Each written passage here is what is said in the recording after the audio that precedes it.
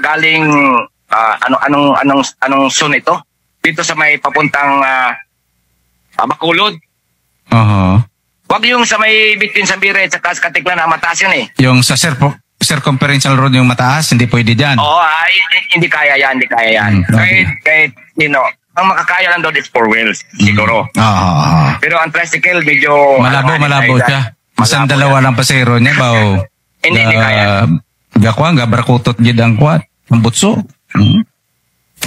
Yan. Diba? Grabe yung uspan, grabe ang persa. Papuntang former Baptist Hospital, mayroong exit dyan papuntang City Bacolod. So, nakita ko na yun eh. Yung problema lang dito lang sa may halin sa Boracay Tubi, papunta doon sa... Boracay Water, Boracay BIWC, yun ang harap road. Kilid airport. Kilid. Pupunta sa inyo, sa area nyo.